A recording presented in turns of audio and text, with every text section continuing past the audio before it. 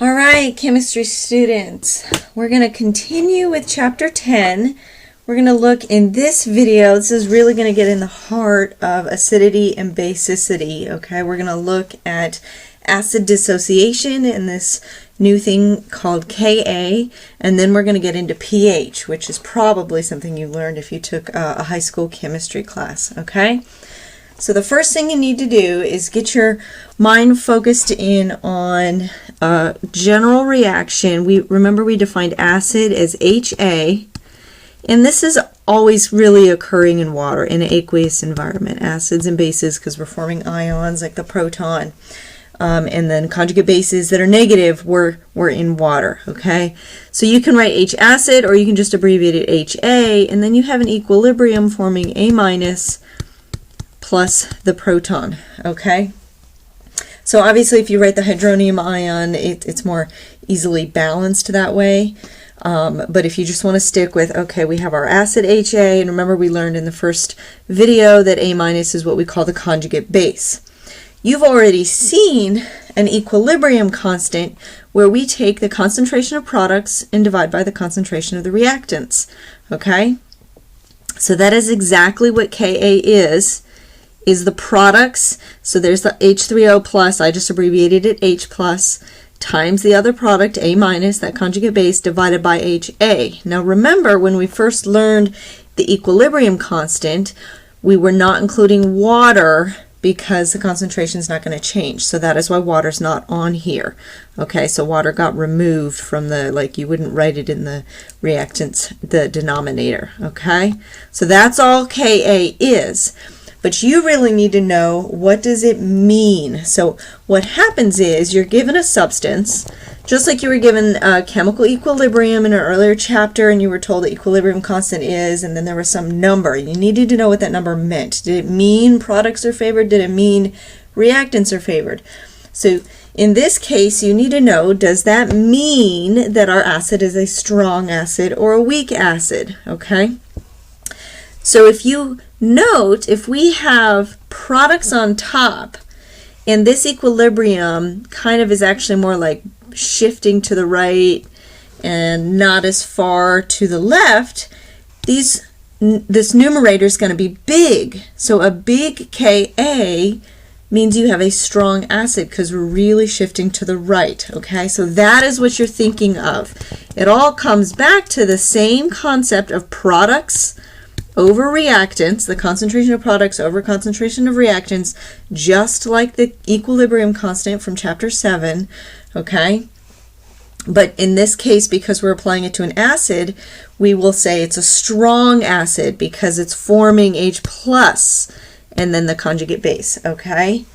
So keep that in mind. So let's actually give you some, what is it, what is a good number or not, okay? So Ka is the value we just defined on the previous slide. It's called the acid ionization constant for the ionization reaction that I showed you on the previous slide, okay? And if you see, we've got greater than 1 or less than 1, and it even has in parentheses there, it has reactant favored or product favored, okay? So if I had a Ka value, whatever it is, you could think of a lower Ka means I have a weaker acid. This is also why it's really important for you to memorize the 6 strong acids and go ahead and memorize the 6 strong bases. Because once you know the strong ones, pretty much everyone else is weak. It's just how weak is it really?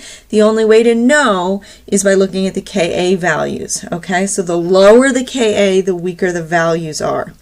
There is a corresponding Kb, and I'll give you the ionization for that in several slides, but I just want to focus on Ka for a minute. Let's just do it on one direction.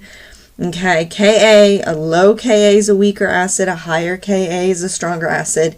Okay, so the 6 strong acids have very high Ka values for their numerical value.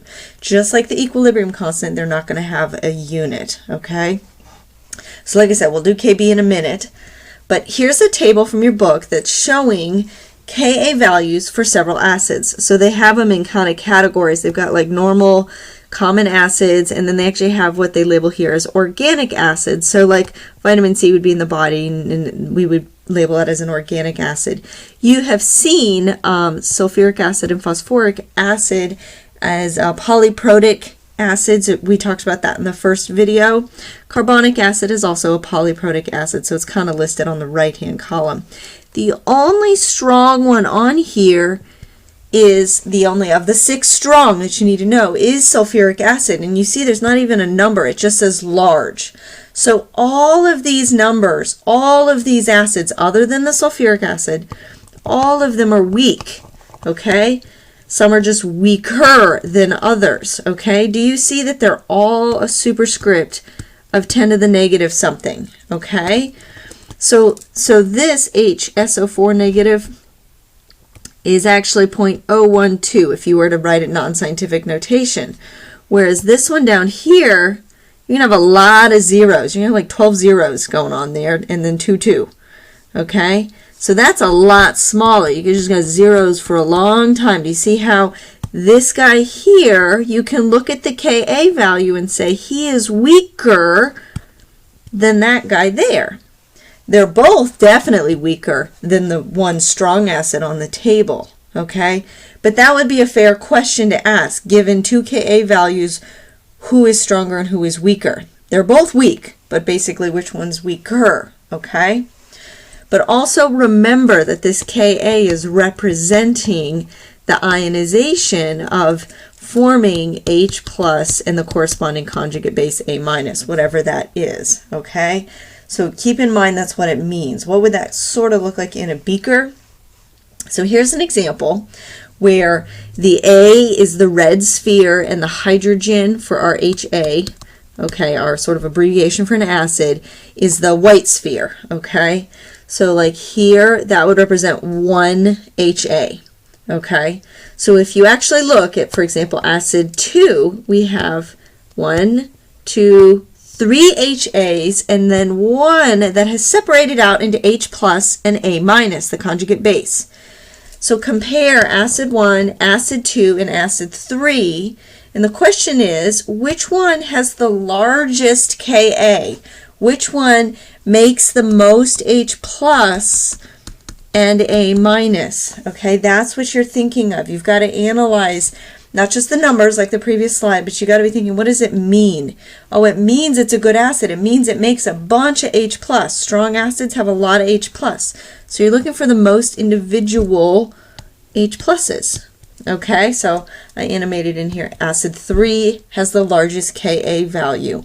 Okay, because he has the most separated HA forming H plus and A negative. Okay, let's go back to the Ka values. I have 2 acids here. Neither of them are the 6 strong acids you need to memorize. So you already know they're both weak, okay? We know they're an acid because we have an H here. What we learned in the first video is, and this is sort of practice, what is the conjugate base of this acid? F minus. What is the conjugate base of that acid? Excuse me, ClO negative, okay? Keep that in mind. You should, that's from the first video, but you should be familiar with those terms and recognize, okay, I've got an acid here, corresponding conjugate base, here is the Ka values for the appropriate 2. So looking at them, you should be able to recognize, based on the fact that we have a very large negative superscript for the bottom one, that they're both weak, but this one is, we'll put weakest. Okay, and this guy will just put weak. I'm just labeling HF as weak because he's not one of the 6 strong ones that you need to know. But he is weak, okay? Why is HClO weakest? Because 2.9 times 10 to the negative 8 is smaller than 3.5 times 10 to the negative 4, okay? Now that you've got that in your head, answer this question here, okay?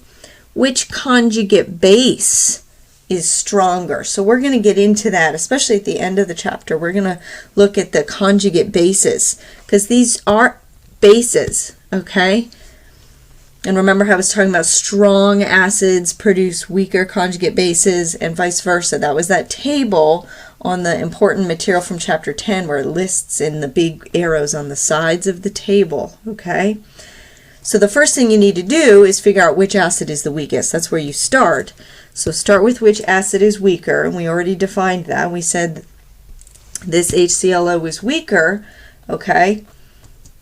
So ClO negative is your answer because this weaker acid is going to give a corresponding stronger conjugate base, okay? A stronger acid would give a weaker conjugate base, okay? So you've got to, that's sort of the opposite. You often, if you're studying this, you memorize strong acid gives you weak conjugate base, and then you can apply that. In this case, it's a weaker acid producing a stronger conjugate base, okay? So let me show you this top half of this slide. So I'll draw a line in the middle. The top half is the ionization of an acid in the corresponding Ka formula, okay? Where we just went over lower Ka is a weaker acid. Here would be the base reaction. I went over the base reaction a little bit in looking at conjugate bases and acids in the first video, but here would be an ionization. And you do often see the initial B plus H, so you often see it with a lone pair, okay? I mentioned that in the first video, and then you have BH plus. I also mentioned that in the first video, plus OH minus, okay? Same thing, products over reactants is your KB, okay? It's simple to just focus on the Ka. I just want you to recognize that a KB does exist out there, okay? So I want to look at the ionization of water because we're going to get into pH, but I want you to understand what pH actually means before we jump into it. So we're going to spend a little bit of time on just water, ionization of water. This top reaction is ionization of an acid. This lower reaction you could actually think of as ionization of a base. Let's just look at water, okay? So there's a lot on the next slide, but we're going to summarize it on the slide after that, on slide 30, okay? So here's just the ionization of water, and you don't even have to have the hydronium ion. I have it just as H plus and OH minus. This should be pretty straightforward, okay? Water separates into the proton and the hydroxide ion, okay? If you were writing an equilibrium expression for this, think about what that would mean. What would that look like? Products over there, the reactant is only water, so that gets removed, okay? So this is what it would look like if you had water, but we are going to remove the water component, okay? So that equilibrium is actually, so this is what we learned earlier in the semester, this is just the equilibrium constant for the ionization of water. But because water is in so many things in chemistry and is so popular, it gets its own special W. So it's not even KEQ for equilibrium, it just gets its own special name, okay? And that K value is a known number. You're going to see it come in on the slide, but that number is 1 times 10 to the negative 14. Okay, and that this blue formula is one of the formulas you need to know for chapter 10, and it's on the chapter 10 formulas to know page, the very last page of the important information for chapter 10 handout. Okay, so just to be clear, KW is just the ion constant. It's a K for constant for water, okay? If you're like, why is it K? I think it's because constant is spelled with a K in German, and there's probably a German guy that figured this out, okay? You often place a temperature value because constants can vary slightly by temperature, so you can ignore that if it bothers you, but it is most important to just put the temperature in there to be super clear in chemistry, okay? But ultimately, it's what you already know from chapter 7. We have an equilibrium equation given at the top here, and you've already known and learned that you have to have products, concentration of products divided by reactants, and water doesn't get included. Now you just have to add that you need to memorize what is the constant, the actual number, which doesn't have a unit, 1 times 10 to the negative 14. That's all we're adding, okay? I'm going to start to add these last two bullets here. Okay, so H plus and OH negative in this formula are inversely related, okay? You're multiplying the two numbers together, and they will always total 1 times 10 to the negative 14. So I'm going to give you some info on that on the next slide, but essentially, if you were given, for example, the concentration of H plus, you could solve for the concentration of OH negative. It would just be simple algebra. You would have whatever number you're given for H plus times X, the variable, equals 1 times 10 to the negative 14, and you could solve for the concentration of OH negative. Or vice versa, you could, if you were given OH negative, you could solve for the concentration of H plus. And you may have some homework questions on that, okay? So technically, you could say that in neutral solutions, they are even concentrations. Remember, if you multiply them together, they equal 1 times 10 to the negative 14, because that's kW, okay? So in a neutral solution, they're both going to equal 1 times 10 to the negative 7 molar. Both H plus and OH minus are going to have that concentration. So what if I have an acidic solution? So that's the bottom half of the slide. Acidic versus basic. Okay, so you're comparing acidic versus basic. This is where it gets important. If you already know that high H3O plus, or proton H plus, high H plus is an acidic solution, then these greater than less than will make sense to you. These lower bullets here, high H3O plus, so it's going to be greater than 1 times 10 to the negative 7, because remember that's sort of the middle road. So if you have a lot of H plus, you're in an acidic solution, and the more H plus you have, remember they're inversely related, then the less OH negative you have. If I have a basic solution, we're going to have low H plus, and we're going to have high concentration of OH minus. Okay, so get that, wrap your head around that. Okay, these are concentrations. You can even put little brackets around them. So this is high H plus for acidic and a low amount of concentration of OH minus for acidic. Okay, so whatever you need to do to wrap your brain around that, comparing neutral versus acidic versus basic, and it all stems from the kW equals, you're multiplying the two together, H plus, and that equals 1 times 10 to the negative 14. Okay? All right, so let's do an example. Calculate the concentration of OH negative when H plus is this value. Okay? So I gave you this formula. That's the formula you need to memorize. So I'm giving it to you here on the slide, but you're simply just plugging in the value that you're given. You don't know OH minus, so you're literally plugging in 1.5 times 10 to the negative 9 molar times my concentration of OH minus, that's what we're solving for, equals 1 times 10 to the negative 14, and then you're literally just dividing 1 times 10 to the negative 14 divided by 1.5 times 10 to the negative 9, and you should get a value in unit of molarity. So it's going to be in molarity, big M. Okay, so I have that animated in here. I'll show you. So I have that animated in. So I get a value of 6.7 times 10 to the negative 6. So now you can determine whether this is an acidic solution, basic, or neutral, because that was the second half of this question. Okay, well, if H plus is basically 10 to the negative 9, and OH minus is 10 to the negative 6, this is smaller and this is larger. Well, if I have a large OH concentration, then it's basic. Okay, the OH negative is larger than the H plus. We have a basic solution. Okay, so a lot of times we can just stick with these numbers. We're going to move on to pH next, because nobody really wants to deal with scientific notation numbers like that, okay? And pH will help simplify it, but you do need to know what these mean, okay? So pH, just to be clear, it's like, what the heck does P mean? It's always a lowercase p, and then the H is always capitalized, okay? So what does P actually mean? So if I had P, and I picked anything I wanted, it doesn't matter. I could say P, and then I could say the word hat. What does that actually mean? In math class, you should have learned that that is negative log of hat. Okay? If I did P, and then you could pick your name, whatever your name is, that equals negative log of name. So hopefully that'll help you memorize any of the formulas where you see a lowercase p, but what's next to the P is usually all in capital letters. And if I've got an H here, what you're going to see is we're focusing in negative log. It's going to be the concentration of acid, H plus. So we're focusing in on the H plus, okay? So let's just look at the pH scale for a minute, but I wanted you to know what on earth is P? Why do we have this little P there? That's something you probably should have learned in a math class somewhere, okay?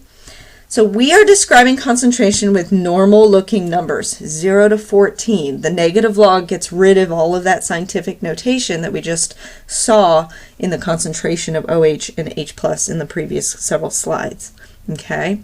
So knowing that we go from 0 to 14 is a good tease test question for the standardized test for nursing, okay? Technically, pH can be negative if it's very, very, very acidic, but for most people, we just go 0 to 14, okay?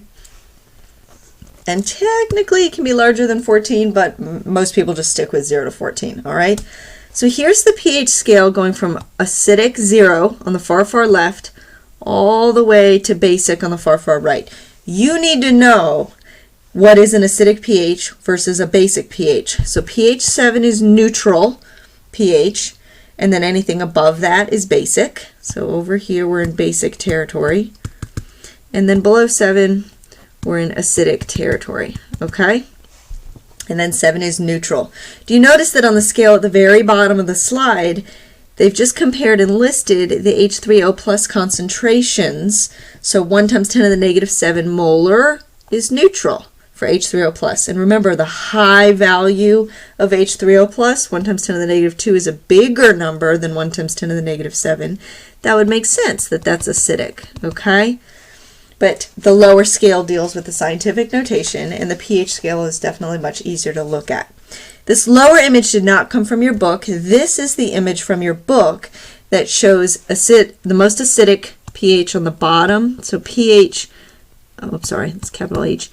If you see acidity increases. So here we're acid, and they say acidic there, and then way up here we're in the base category. That's blue up at the top there.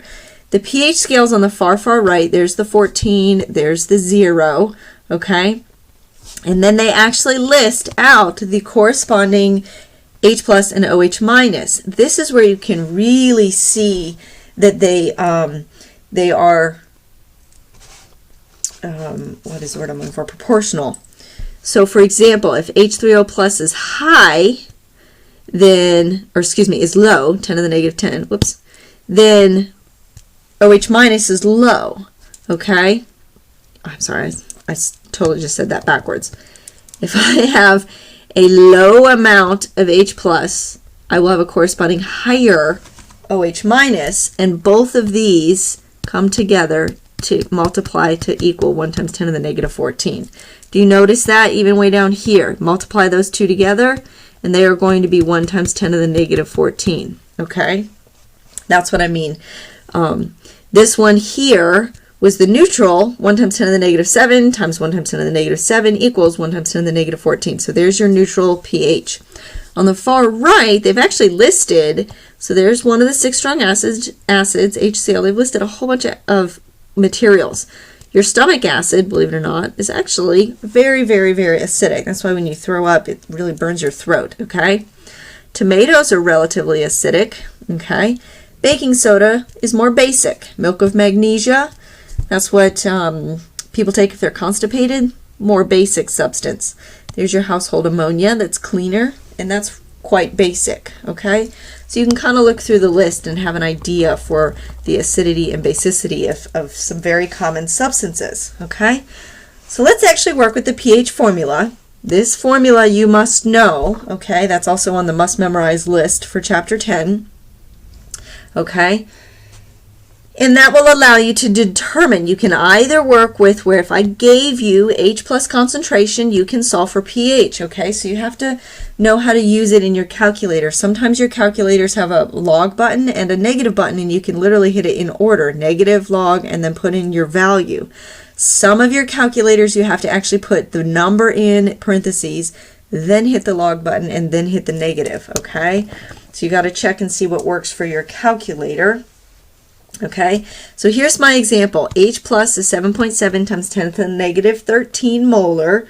Okay, so you're literally just plugging in that number into our formula. Negative log of that 7.7 times 10 to the negative 13. Bam, you should get a normal looking number, pH number, 12.11.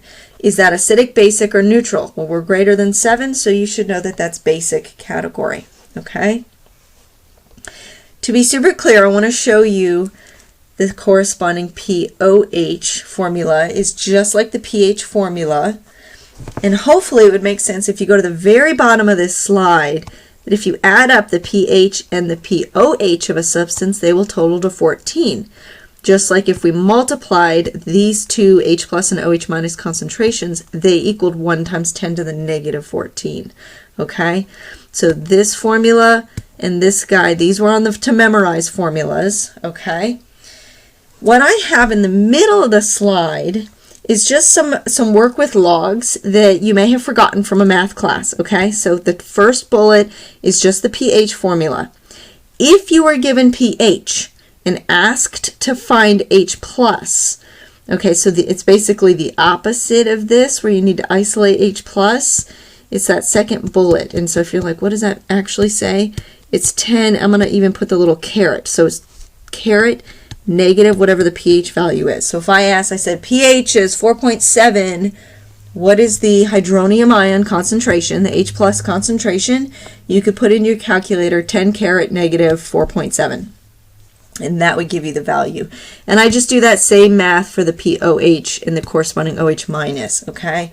That's something you should have learned in math class. I just wanted to review that for you because logarithms may have been a while ago in high school, okay? I don't know if you've ever worked in lab with pH paper, but it's actually really, really fun. Oftentimes pH paper comes in little pieces that are kind of like the size of a match, or they can come in long strips, and they indicate what the pH is based on the color the paper turns.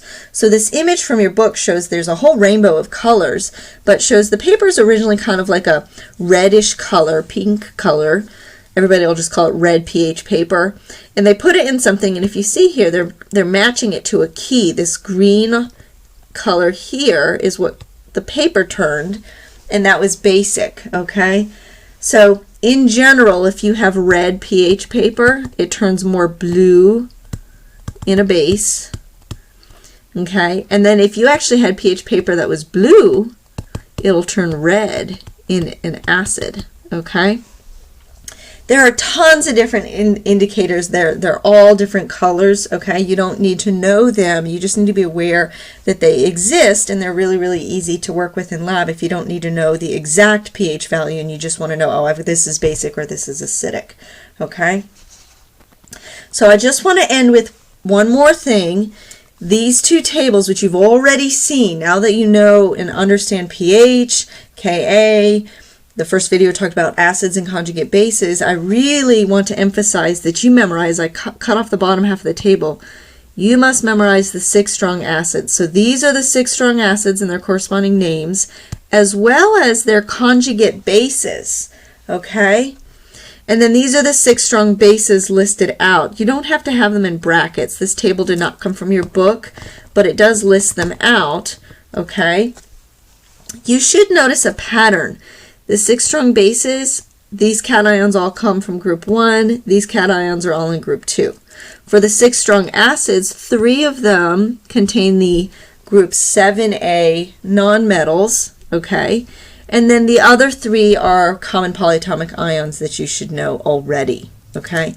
So don't get overwhelmed thinking, oh my gosh, these are 12 things, more things I have to memorize. But it will help you later as you look at examples and homework and practice questions on acids and bases to already know the 6 strong ones for the strong acids and the strong bases, okay? So the next video will be on buffers, and we'll get into titrations and stuff at the very end. That'll be the last video. But buffers are kind of hard, so we'll take it slowly, but you may want to read ahead. So thank you for listening.